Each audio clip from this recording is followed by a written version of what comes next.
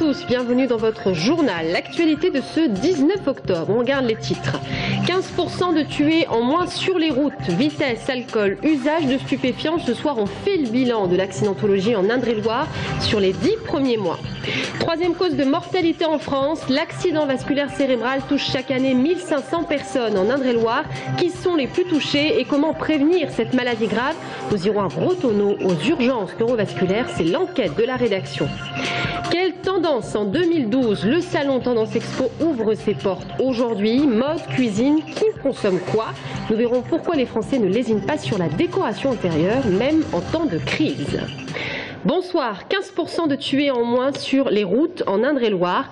À l'heure où les mesures de sécurité se durcissent et certaines sont même critiquées par la Ligue contre la violence routière, comme les éthylotests obligatoires par exemple, alcool, vitesse, usage de stupéfiants, mais aussi certains distracteurs de conduite. Ce soir, on fait le bilan en Indre-et-Loire sur ces 10 premiers mois. Nous verrons le sujet tout à l'heure. Mais avant cela, Harlem Désir, sacré patron du Parti Socialiste, avec une participation plutôt faible. En Indre-et-Loire, hier soir, ils sont 578 à avoir voté. 71,45% d'entre eux se sont prononcés pour Harlem Désir, 28,45% pour Emmanuel Morel.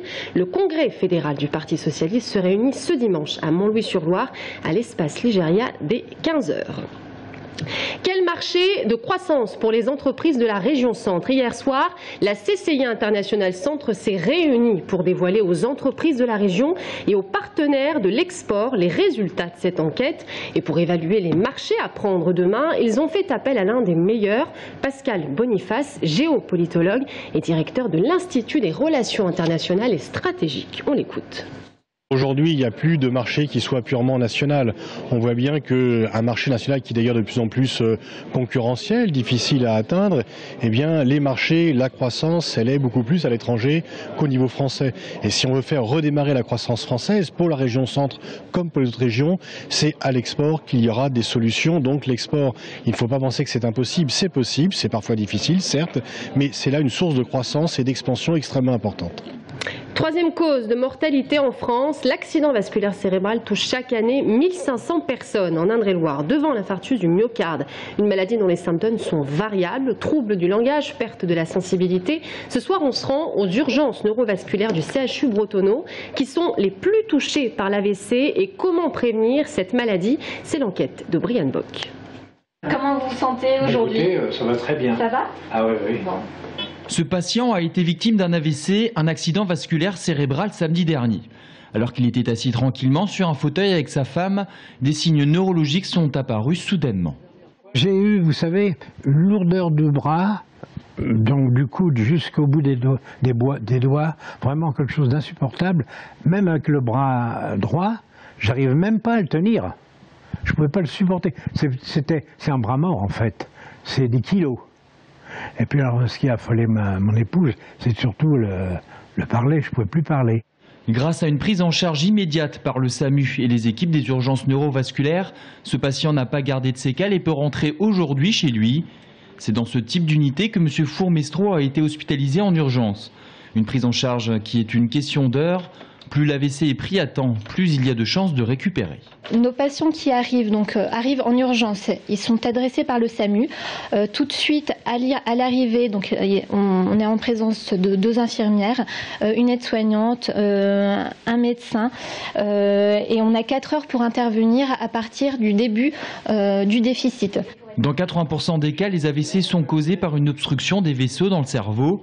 Des facteurs de risque existent chez certaines personnes. Les connaître permet donc de mieux prévenir. On différencie des facteurs de risque qu'on ne peut pas modifier. Par exemple, le fait d'être un homme, le fait de prendre de l'âge, mais aussi le fait d'appartenir à certaines familles. Il y a malheureusement un facteur génétique. Et puis à côté de ces facteurs peu modifiables ou non modifiables, eh bien, on a des facteurs personnels que l'on connaît pour la plupart, mais sur lesquels il faut souvent et tout le temps insister, qui sont l'hypertension artérielle, le diabète, le cholestérol, le tabac, l'inactivité, etc. Mais c'est surtout l'hypertension artérielle qui domine et la prise en charge, le traitement, mais pas forcément médicamenteux, mais le traitement de cette hypertension artérielle pour réguler les chiffres de la tension, c'est certainement le meilleur facteur pour essayer de limiter la survenue d'un accident vasculaire cérébral et aussi sa gravité. Si la prévention des facteurs de risque est primordiale, en cas de suspicion d'AVC, une seule conduite à tenir. Appelez le SAMU dès les premiers signes évocateurs, paralysie, perte de parole ou perte de sensibilité. Les accidents vasculaires cérébraux représentent en France la 3e cause de mortalité. Et si vous souhaitez aller plus loin, sachez qu'une réunion publique se tient le 27 octobre de 14h30 à 17h aux Halles de Tours. 15% de tués en moins sur les routes. Vitesse, alcool, usage de stupéfiants. Ce soir, on fait le bilan de l'accidentologie en Indre-et-Loire. Jérôme Alain. 34 personnes ont perdu la vie depuis le début de l'année sur les routes du département, soit 6 de moins qu'en 2011. Le nombre d'accidents, 553 au 15 octobre, a lui aussi baissé très légèrement, d'à peine 2%. Autre chiffre significatif, un tiers des accidents mortels survient lors d'un trajet domicile-travail, sur une distance de moins de 20 km. Les raisons sont bien souvent les mêmes et bien connues. Les principales causes d'accidents sur les routes dans le département sont la vitesse, l'alcoolémie, l'usage de stupéfiants également, le non-respect des règles de priorité et les distracteurs de conduite et notamment le téléphone portable. Nous avons voulu insister au travers de cette campagne de communication sur les distracteurs qui sont responsables d'un grand nombre d'accidents et parfois des accidents très très graves. Selon les chiffres, ces distracteurs, téléphones, GPS et même parfois télévision au volant, causeraient près de la moitié des accidents. Sur les 9 premiers mois de l'année, la gendarmerie a constaté 1838 conduites avec téléphone. La police a verbalisé pour les mêmes raisons plus de 1000 fois. C'est un phénomène qui est en hausse.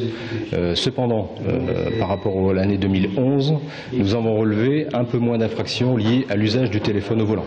Ceci dit, il représente quand même 7 infractions par jour depuis le début de l'année 2012. Téléphoner au volant, c'est avoir la tête ailleurs, c'est en tout cas l'image symbole de la campagne de sensibilisation. Conduire avec son smartphone à l'oreille ou taper son SMS multiplie par 5 les risques d'accident. Quelles sont les tendances en 2012, pas seulement en mode, mais en cuisine ou encore en déco? Près de 90 exposants tentent de vous répondre dès aujourd'hui, réunis tout le week-end au Parc Expo de Tours. Mais en période de crise, les Français ont-ils le portefeuille bien rempli pour chouchouter leur intérieur? Eh bien, vous allez voir que certains ne lésinent pas sur le confort à la maison. Anaïs Michaud. Le contemporain, ou mieux encore, le mélange de meubles anciens et modernes. C'est ça, le véritable style tendance. C'est ce que l'on découvre en flânant le long des allées de l'espace décoration intérieure de Tendance Expo. Et parmi les accessoires incontournables pour un salon dans l'air du temps, les objets lumineux, c'est pour ça que j'en ai mis sur mon stand. C'est vraiment la tendance. Les gens ont envie de guetter déjà des objets un peu ludiques, un peu sympas. Et la lumière, je pense qu'avec la morosité ambiante, les gens ont besoin de choses un peu plus avec du peps, et que ça soit intérieur comme extérieur d'ailleurs. Apporter de la lumière par petites touches pour un intérieur punchy. Si en matière de déco, la mode est au design, on n'en oublie pas pour autant le côté fonctionnel, avec par exemple des canapés bimatières, l'idée étant de se créer un véritable cocon. Nos meilleures ventes, c'est la relaxation. Oui. On vient de faire une forte exposition à Lons-le-Saunier et on a encore vendu 80% de notre chiffre d'affaires, c'est fait en relaxation. Un intérieur qui se transforme de plus en plus pour beaucoup en refuge.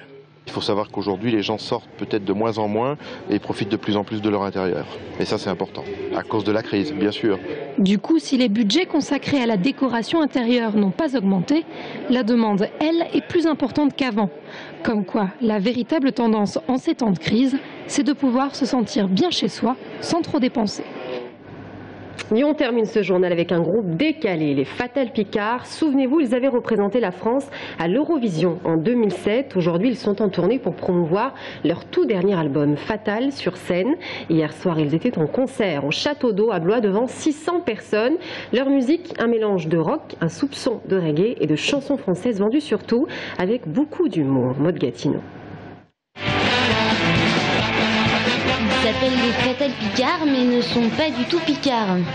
Est-ce que tu penses que les mecs d'Indochine ils sont tous de Saigon? Tu le penses ou pas? Tu le penses ou pas? Bien sûr. Et Queen, tu penses que c'est tous des RAN les mecs du groupe? Les Fatal Picard n'ont pas leur langue dans leur poche. Leur musique est un savant mélange de punk, de reggae et de chansons françaises. Leurs textes parlent de politique, de personnages connus et de scènes de la vie quotidienne, mais toujours avec un humour qui leur est propre, à prendre bien sûr au 4e degré. Maintenant tu es chanteur et que tu gagnes pas mal ta vie, mais des fois quand vient le soir, bah tu t'ennuies.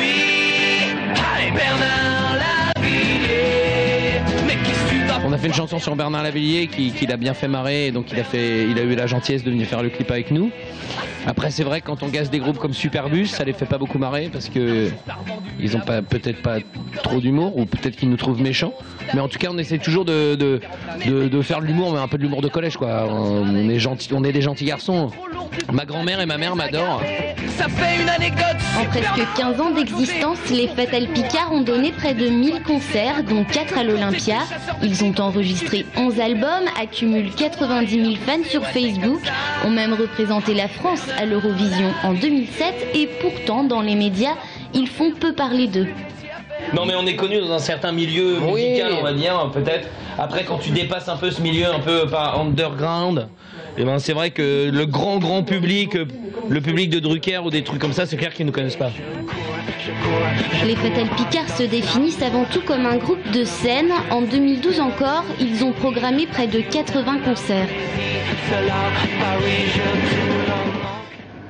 Voilà, c'est la fin de ce journal. Merci à tous de nous avoir suivis. Dans un instant, on parle du projet de mariage homosexuel avec l'un des maires qui est fondamentalement contre, Jean-Jacques Descamps, maire de Loches. À tout de suite.